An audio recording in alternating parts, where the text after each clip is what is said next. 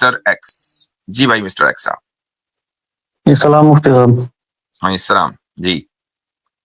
ये आज आप टर्मिनोलॉजी पे बात कर रहे थे तो मैं आप जो अक्सर एक टर्मिनोलॉजी यूज करते हैं आईक्यू की, तो जी उसके आपके क्या मतलब डेफिनेशन आपके नजरिए में क्या है? क्योंकि जो मैंने डेफिनेशन पढ़ी है वो अलग है। अब आपके नजरिए में क्या है वो आप बता दें। नहीं, मैं तो इस्लामिक आईक्यू कहता ही नहीं ना।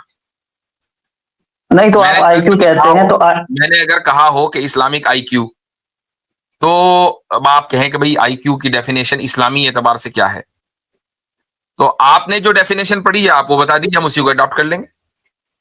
मैंने तो ये पढ़ा है कि mental as upon chronological age into 100, इससे आईक्यू निकलता है।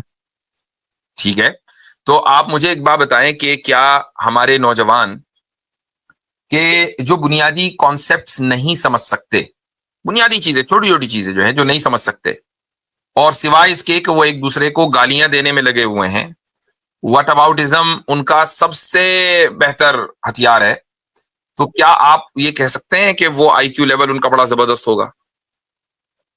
नहीं, मैं ये बात नहीं कर रहा हूँ। मैं ये बात कर रहा हूँ कि जो आईक्यू है वो किसी का भी मतलब धर्म और जाति से नहीं देखा जा सकता है। मेरा कहने का मतलब ये मकसद है। जो भी गाली दे रहा है वो कर रहा है, उसका आईक्यू तो बिल्कुल लो है। हाँ, ये बात आपने बिल्कुल सही कही है कि बिरादरी या किसी की जात और धर्म की बुनियाद पर आईक्यू नहीं देखा जा सकता। हम धर्म की बुनियाद पर नहीं कहते, नहीं, हम ये आपने नहीं यूज कहते। किया है। सॉरी सॉरी सॉरी मुफ्ती साहब, आपने ये कहा है कि कुरान में खुद लिखा है कि जो नॉन मुस्लिम है उनका आईक्यू लो होता है। ये आपने बात कही है। मैंने आपका वीडियो याद है। तो नॉन मुस्लिम धर्म है। नहीं, नॉन मुस्लिमों का जो आईक्यू है वो धर्म के बेस पे आपने कैटेगराइज कर दिया ना आईक्यू। हाँ, उलाइका कल अनआम बल हुम अदल। देखिए, कुरान करीम ने एक वाज़ेह पैगाम दिया है, और वो वाज़ेह पैगाम क्या है कि भाई खुदा एक है, उसकी बंदगी करनी है, इधर उधर माथा नहीं रगड़ना है। अब आप क्या कर रहे हैं? आपका मतलब ये है कि मैं आपको नहीं कह रहा हूं, बल्कि लोग क्या कर रहे हैं कि कभी इस खंबे के नीचे, तो कभी उस दरख्त के नीचे, कभी उस पत्थर के सामने, तो कभी उस टहनी के सामने, और ये मान के चल रहे हैं कि ये खुदा है, या खुदा इसके अंदर हुलूल किए हुए है, वगैरह वगैरह। तो क्या इतनी अकल इंसानों के अंदर नहीं है? खुदा तो इस चीज को इन्वोक कर रहा है कि क्या इतनी अकल नहीं है कि तुम्हें इबादत किस तरीके से करनी है और तुम्हें बंदगी किस तरह करनी है? इतनी भी बुनियादी अकल नहीं, जबकि वो अकल दी है। तो अगर अकल देने के बाद एक इंसान, अब मैं आपको एक इस आयत का और एक और पस मंजर भी बता दूं कि कुरान ने ऐसे लोगों को अनआम क्यों कहा। अनआम कहते हैं कैटल्स। कैटल्स का एक काम होता है वो ये कि वो पूरे दिन चरते हैं, उसके बाद वो आराम करते हैं। उनको चरने के अलावा और कोई दूसरा काम है नहीं, यही उनकी जिंदगी का मकसद है, चरते चरते मर जाते हैं।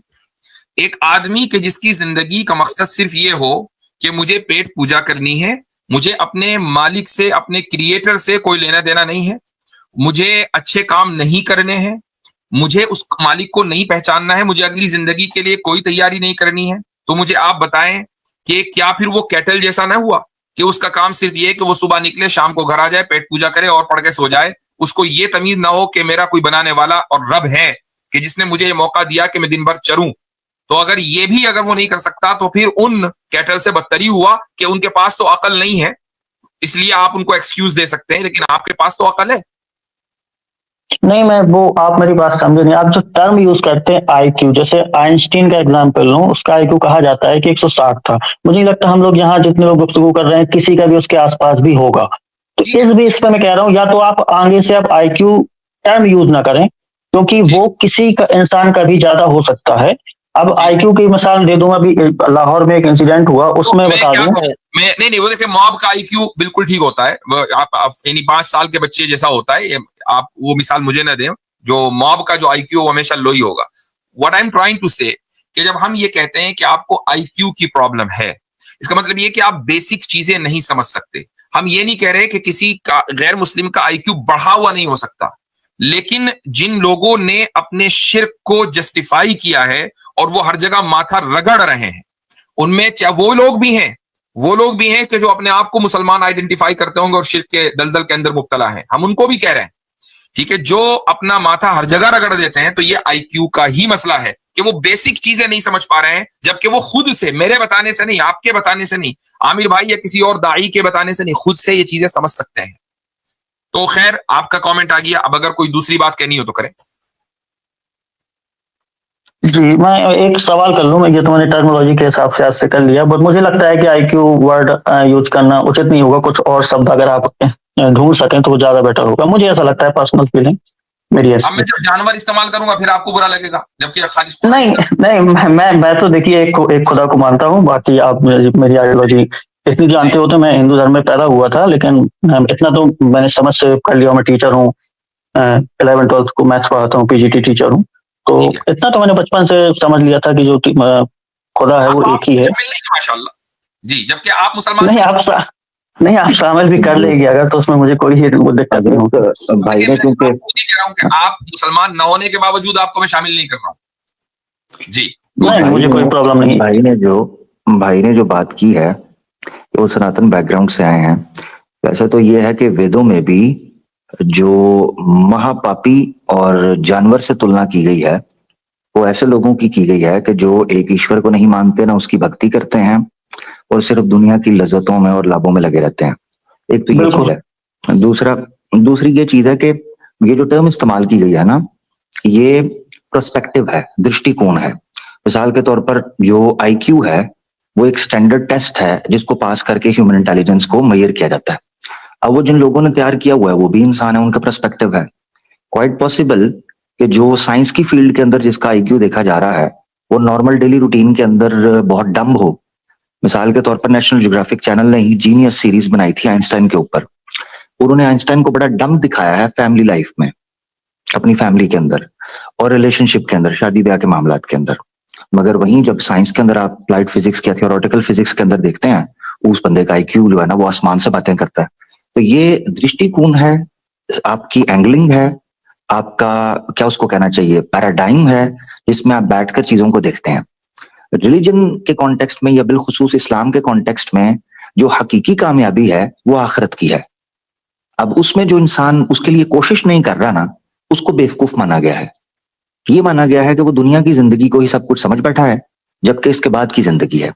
अब जैसे मिसाल के तौर पे बच्चे हैं, बच्चों के माइंडसेट के हिसाब से जब उनके माता पिता होते हैं वो उनको देखते हैं ना, तो वो देखते हैं अगर ये बच्चा पढ़ नहीं रहा और सुबह शाम सोया रहता है, तो वो कहते हैं देख गधों की तरह सोया रहता है, ये बेवकूफ है, बिल्कुल पढ़ता नहीं है, इसको नौकरी नहीं मिलेगी। उसकी तुलना जानवर से की जाती है। तो ये याद रखना चाहिए कि जिस तरह मुफ्ती साहब ने जो आईक्यू टर्म यूज किया उसको कॉन्टेक्स्ट में लेंगे तो वो बिल्कुल ठीक है, क्योंकि हम रिलीजियस पॉइंट ऑफ व्यू से जब देखते हैं चीजों को तो हमारे नजदीक इससे बड़ी मूर्खता कोई भी नहीं है। कोई इंसान अपनी ओरिजिनल जिंदगी को छोड़कर दुनिया जो कि धोखे की जिंदगी है इसके अंदर सारा जीवन बिता दे। बहुत शुक्रिया। जी हाँ, और वैसे भी जो बात आपकी अपना कंसर्न ठीक है, मैं उसको अप्रिशिएट करता हूँ। लेकिन अगर हम ये कहते हैं ना जी इस्लामिक आईक्यू, तो आप वो वाला एतराज कर सकते थे जो हम कर रहे हैं।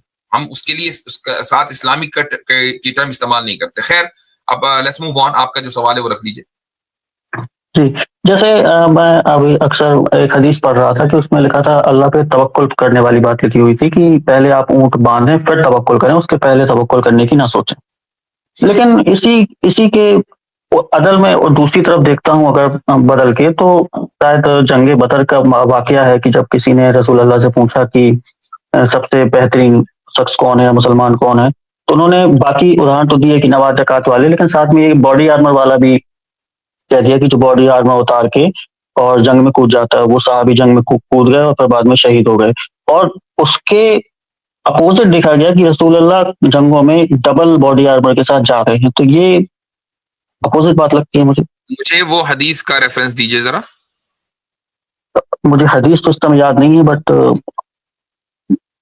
हदीस का नंबर याद नहीं है, आप कहेंगे तो मैं नेक्स्ट टाइम में भी लेके आऊंगा। अगर वो हदीस आप नेक्स्ट टाइम जब भी आप कोई भी रेफरेंस देना हदीस के ताल्लुक से कोई सवाल हो तो फौरन आप हदीस का वो लेकर आया करें, नंबर, किताब का नाम और नंबर, ताकि उसको फौरी तौर पर निकाल लें और उसको वेरीफाई कर लें।